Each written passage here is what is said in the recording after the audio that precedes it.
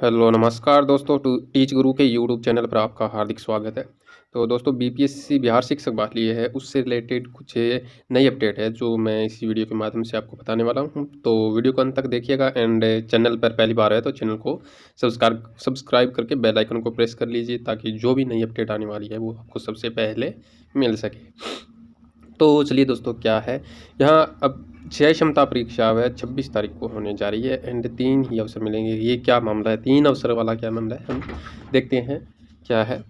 तो चलिए दोस्तों, कि 4 परीक्षाएं होंगी, किसी 3 में पास नहीं करने वालों की सेवा समाप्त करने की अनुशंसा। ही पहले तो बोला था कि उन्हें कुछ मौका दिया जाएगा, लेकिन अब बोल रहे हैं कि 4 परीक्षाएं होगी, किसी 3 में से में पास नहीं करने वाले, यानी 3 में पास नहीं करने वालों की संख्या सेवा समाप्त करने की अनुशंसा होगी।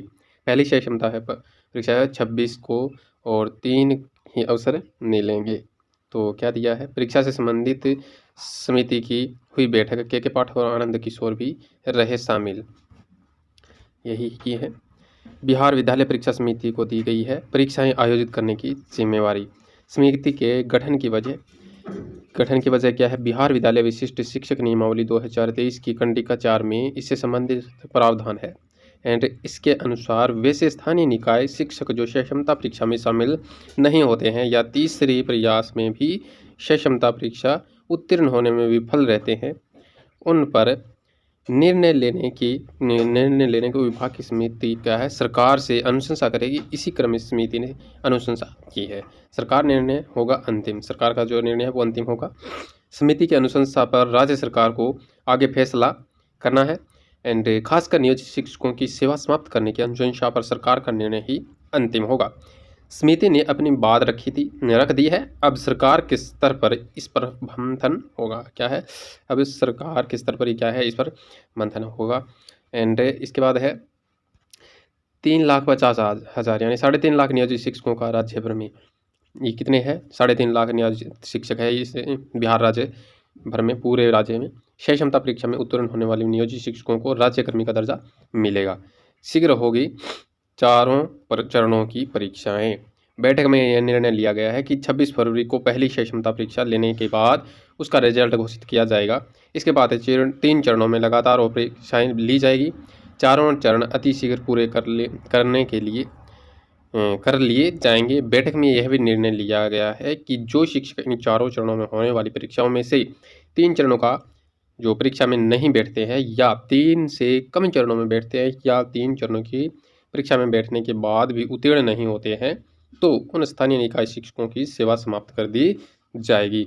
यानी वो सरकार के चिपके हुए ऐसे लगेंगे तो उनको क्या है, हटा दिया जाएगा। एंड ये पूरा है कि नियोजित शिक्षकों की पहली क्षय क्षमता परीक्षा है 26 फरवरी को आयोजित की जाएगी। इन शिक्षकों को क्षय क्षमता परीक्षा के लिए 3 अवसर मिलेंगे। कुल 4 चरणों में परीक्षाएं होंगी। किसी 3 में पास होने वाले नियोजित शिक्षकों की सेवा समाप्त करने की अनुशंसा समिति ने की है।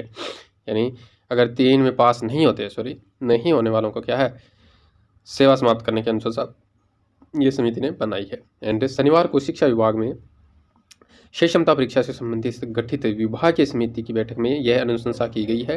हालांकि समिति ने यह स्पष्ट कर दिया है कि इस अनुशंसा पर सरकार का निर्णय भी प्राप्त किया जाना उचित होगा। परीक्षा लेने की जिम्मेदारी है बिहार विद्यालय परीक्षा समिति को सौंपी गई है। यानी जो परीक्षा लेंगे वो बिहार विद्यालय समिति ये है, इनकी परीक्षा लेंगी। एंड इसके बाद बैठक में समिति के अध्यक्ष व शिक्षा विभाग के अपर मुख्य सचिव के पाठक के अलावा बिहार विद्यालय परीक्षा समिति के अध्यक्ष आनंद किशोर, राज्य शिक्षा शीघ्र व प्रशिक्षण परिषद के निदेशक आर सज्जन और प्राथमिक शिक्षा निदेशक कन्हैया प्रसाद श्रीवास्तव बतौर सदस्य शामिल हुए। एंड श्रीवास्तव इस समिति के सदस्य सचिव भी हैं। बिहार विद्यालय जो विशिष्ट शिक्षक नियमावली 2023 के तहत स्थानीय निकाय शिक्षक जो सक्षमता परीक्षा में शामिल नहीं होते हैं या तीसरे प्रयास अवसर में भी परीक्षा उत्तीर्ण नहीं कर पाते हैं, तो उनको लेकर सक्षमता परीक्षा से संबंधित गठित जो विभागीय समिति की बैठक हुई है, इनमें से इनमें से ऐसे शिक्षकों को लेकर है विस्तार से विचार विमर्श किया गया है। बैठक के दौरान समिति ने महसूस किया कि प्रत्येक शिक्षक को 3 अवसर देने के लिए बिहार विद्यालय परीक्षा समिति को 4 चरणों में परीक्षा लेने पड़ सकती है, क्योंकि कुछ स्थानीय निकाय शिक्षक किसी जो व्यक्तिगत कारणों से क्या है किसी परीक्षा में शामिल नहीं हो सकते हैं, जैसे बीमारी, दुर्घटना आदि किसी कारणवश उनका कोई प्रयास छूट सकता है। ऐसे में उनके लिए एक अतिरिक्त प्रयास को व्यवस्था करना आवश्यक है। यानी जो बिहार सरकार है टीचर्स के लिए एक बहुत ही अच्छा कार्य कर रही है। एंड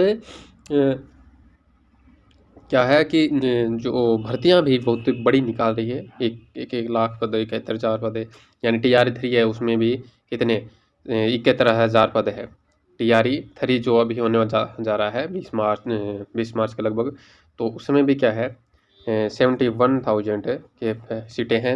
एंड जो TR4 होगा उसमें भी 1 लाख के लगभग क्या है सीटें देखने को मिलेगी। और जो ये पीछे के जो नियोजित शिक्षक है TR1 या उससे पहले के भी कुछ क्या है संविदा तरफ से है, उनका ये बस क्षमता परीक्षा ली जाएगी। एंड 26 से ये स्टार्ट हो रही हैं। तो और इनके लिए भी 4-4 मौके दे रहे हैं। देखो 4-4 मौके दे रही है, तो अच्छा कार्य कर रही है। ऐसे तो क्या है पूर्व परीक्षा नहीं निकाल ली, ऐसे तो हम कह सकते हैं कि हाँ अच्छा नहीं किया, लेकिन और तो बहुत अच्छा कार्य कर रही है ना।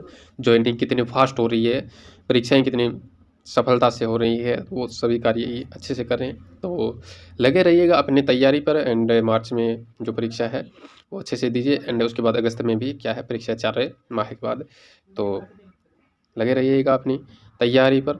एंड आज की थी ये पूरी की पूरी अपडेट। एंड मिलेंगे एक नई वीडियो में एक नेक्स्ट अपडेट, नई अपडेट के साथ। तब के लिए धन्यवाद। जय हिंद।